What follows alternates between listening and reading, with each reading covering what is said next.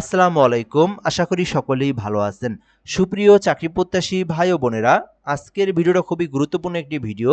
এই ভিডিওটির মাধ্যমে আমি আপনাদেরকে দেখাই দেব বাংলাদেশের ৬৪ জেলার সিভিল সার্জনের নিয়োগ সার্কুলার। এই সিভিল সার্জনের নিয়োগ সার্কুলারের কিন্তু অনেকগুলো নাম রয়েছে। অনেকেই স্বাস্থ্য ও পরিবার কল্যাণ মন্ত্রণালয় অথবা পরিবার পরিকল্পনা মন্ত্রণালয় অথবা ফ্যামিলি প্ল্যানিং অথবা স্বাস্থ্য সহকারী বিভিন্ন নামে কিন্তু এই সার্কুলারটা চিনে থাকে এবং এই সার্কুলারটা বাংলাদেশের ৬৪ জেলাতেই কিন্তু প্রকাশ হয়ে থাকে এবং এই সার্কুলারের বিশেষত্ব বিষয় হচ্ছে আপনার পরীক্ষাটা নিজের জেলাতেই দিতে পারবেন এবং চাকরি হইলে আপনি নিজের জেলা থেকেই চাকরিটা করতে পারবেন এবং এটা কিন্তু একেবারেই সরকারি স্থায়ী একটি নিয়োগ সার্কুলার। বাংলাদেশের সকল জেলাতে প্রকাশ করা হয়, ছেলে মেয়ে উভয় প্রার্থীরাই কিন্তু আবেদন করতে পারে। তো এই ভিডিওটার মাধ্যমে আমি আপনাদেরকে দেখাই দেব বাংলাদেশের ৬৪ জেলার যখন সিভিল সার্জনের নিয়োগ সার্কুলার প্রকাশ করা হয়ে থাকে আপনার শিক্ষাগত যোগ্যতা অনুযায়ী কোন পদে আবেদন করতে পারবেন এবং কোন পদে আবেদন করলে আপনার ভালো একটা চাকরি হওয়ার সুযোগ থাকে এবং বাংলাদেশের কোন কোন জেলাতে অলরেডি সার্কুলার দিয়েছে, কোন কোন জেলাগুলোতে দেয় নাই, কবে দিবে, এই বিষয়টা আমি আপনাদেরকে দেখাই দেব। দ্বিতীয় বিষয় আরেকটা গুরুত্বপূর্ণ, এটা আপনারা অনেকেই জানেন যে গতকাল ২৬-২৭ সালের সেশন মানে বাজেট সেশন হয়েছে, যেখানে বলা হয়েছে যে ১,০০,০০০ স্বাস্থ্যকর্মী নিয়োগ দেওয়া হবে, অর্থাৎ বাংলাদেশের ৬৪ জেলা থেকে স্বাস্থ্য সহকারী নিয়োগ দেওয়া হবে ১,০০,০০০, যেটা কিন্তু নিউজ 24 যে লিঙ্ক, যেটা আমি আপনাদেরকে দিয়ে দেবো কমেন্ট বক্সে, আপনারা ওখান থেকে এই নিউজটা দেখে নিতে পারেন। এখানে সকল কিছু বিস্তারিত দেওয়া রয়েছে। এই সার্কুলারটা শুরু করার আগে আপনাদেরকে একটা বিষয় বলে রাখি, যারা ইউটিউব থেকে ভিডিওটা দেখতেছেন আপনি অবশ্যই আমাদের এই ইউটিউব চ্যানেলে সাবস্ক্রাইব করে রেখে দিবেন। আর একটা ফেসবুক পেজ রয়েছে আমাদের, জব প্লাস বিডি। এখান থেকে যারা ভিডিওটা দেখতেছেন, ফেসবুক থেকে যারা ভিডিওটা দেখতেছেন, পেজটি ফলো দিয়ে রাখবেন। তাহলে হবে কি, তাহলে হবে হচ্ছে বাংলাদেশের সরকারি যত নিয়োগ সার্কুলার আছে সকল নিয়োগ সার্কুলার আপনি এই Facebook page job plus BD এবং আমাদের ইউটিউব চ্যানেলই পেয়ে যাবেন। এবং বাংলাদেশের ৬৪ জেলার যখন যে জেলার সিভিল সার্জনের নিয়োগ সার্কুলার অথবা নিজের জেলার ডিসি অফিসের নিয়োগ সার্কুলার অথবা আপনার সার্কিট হাউসের নিয়োগ সার্কুলার, এক কথায় জেলা পর্যায়ে যত নিয়োগ সার্কুলার রয়েছে সকল নিয়োগ সার্কুলারের আপডেট জানবেন এবং বাংলাদেশের সকল মন্ত্রণালয় অধিদপ্তরের নিয়োগ সার্কুলারেও সবার আগে সহজে আপনি আমাদের মাধ্যমে জেনে নিতে পারবেন। যে যেখান থেকে দেখেন অবশ্যই আপনারা আমাদের সঙ্গে যুক্ত থাকবেন, এটা হচ্ছে একটা বিষয়। আচ্ছা, এই সিভিল সার্জনে যারা আবেদন করতে চান তাদেরকে এই সার্কুলারটা দেখা উচিত।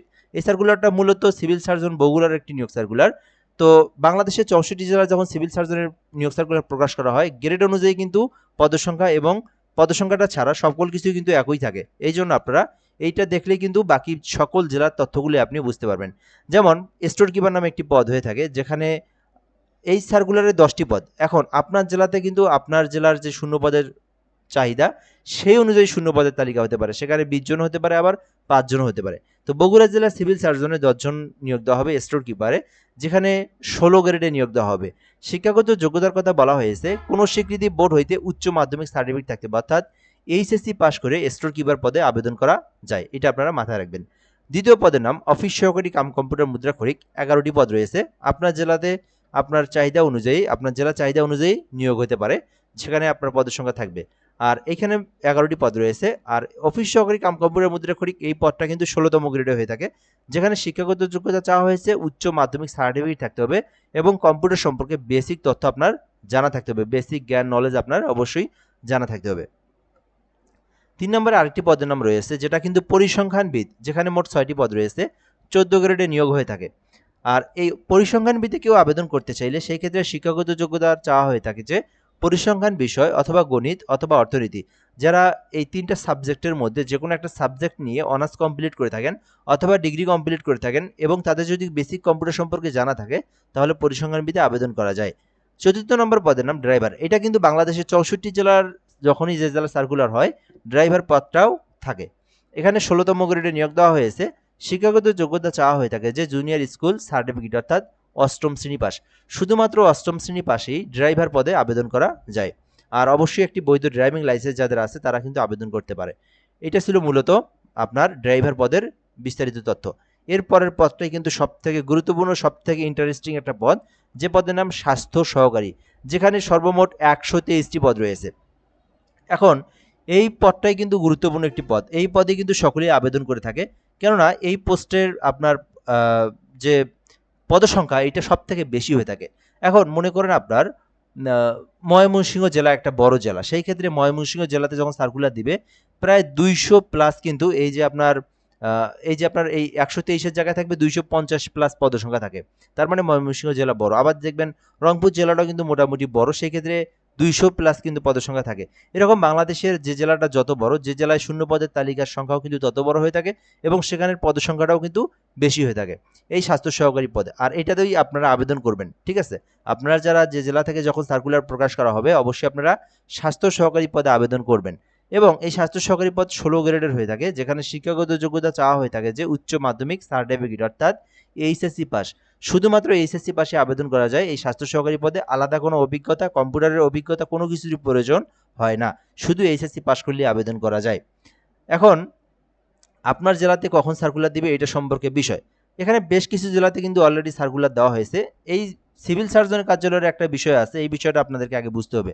সিভিল সার্জনের কার্যালয়ের নিয়োগ সার্কুলারগুলো ধারাবাহিকভাবে হয়ে থাকে। যেমন আপনার জেলা যে জেলাতে সার্কুলার দেওয়া হয়েছিল 25 সালের অক্টোবর, নভেম্বর, ডিসেম্বরের, তো এই অক্টোবর, নভেম্বর, ডিসেম্বর থেকে আজ পর্যন্ত কিন্তু 6-7 মাস হয়ে গেছে। এই 6-7 মাস পরে কিন্তু আবার সার্কুলার দেওয়া সম্ভব না। যেমন এখানে আপনার হবিগঞ্জ জেলাতে দিয়েছিল, খাগড়াছড়ি জেলাতে দিয়েছিল, 25 সালের নভেম্বর, ডিসেম্বর মাসে দেওয়া হয়েছিল। তারপরে লক্ষ্মীপুর, নরসিংদী, পঞ্চগড়, ঝালকাঠি, জয়পুরহাট এই জেলাগুলোতে 25 সালের নভেম্বর, ডিসেম্বর মাসে দিয়েছিল। এখন আর এই জেলাগুলোতে দিবে না। আপনারা যারা এই জেলাগুলো থেকে ভিডিওটা দেখতেছেন আপনাদেরকে অল্প কয়েকটা মাস অপেক্ষা করতে হবে, তারপরে আপনাদের নিয়োগ সার্কুলারগুলো দিবে। প্রায় 40-45টা জেলাতে সার্কুলার দিবে এই অক্টোবর, নভেম্বর, ডিসেম্বরের আগেই। কেননা এই সার্কুলারগুলোতে কিন্তু 25 সালের অক্টোবর, নভেম্বর, ডিসেম্বরে দেয় নেই। এই সার্কুলারগুলো এইভাবেই দেওয়া হয়ে থাকে, ঠিক আছে? ধারাবাহিকভাবে দেওয়া হয়ে থাকে। এখন বাকি জেলাগুলোর সার্কুলারের তথ্য আপনি কিভাবে পাবেন? বাকি জেলাগুলোর সার্কুলারের তথ্য পাওয়ার একটা সহজ উপায় আমি আপনাদেরকে বলে দিচ্ছি। সেটা হচ্ছে আপনি আপনার নিজের জেলার সিভিল সার্জনের সার্কুলার কখন দিবে এটা সম্পর্কে আপনাদেরকে আপডেট ইনফরমেশন পাওয়ার 1 নম্বর উপায় হচ্ছে আপনি আমাদের ইউটিউব এবং ফেসবুক পেজে যদি ফলো দেওয়া থাকে তাহলেই যথেষ্ট, আর কোনো কিছুর প্রয়োজন নেই। যখন যে জেলা সার্কুলার দিবে আমি আপনাদেরকে জানিয়ে দেবো, আপনারা কি করবেন এই সাবস্ক্রাইব করে বেল আইকনটা বাজায় রাখবেন, তাহলেই যথেষ্ট। আরেকটা বিষয় আমি আপনাদেরকে বলি, যখন যে জেলা সার্কুলার দিবে আপনারা গুগলে সার্চ করবেন, যদি মনে করেন আপনার বাসা রংপুর হয়ে থাকে, রংপুর সিভিল সার্জনের কার্যালয় অথবা সিএস, জাস্ট CSRANG রংপুর লিখলেন, এইভাবে লিখে দেখেন সর্বপ্রথম ওয়েবসাইট চলে আসছে। এখানে আপনারা ক্লিক করলেই প্রথমেই আপনি দেখবেন যে নোটিশ বোর্ডে আপনার সার্কুলার আসছে কিনা। এভাবে আপনার বাসা যদি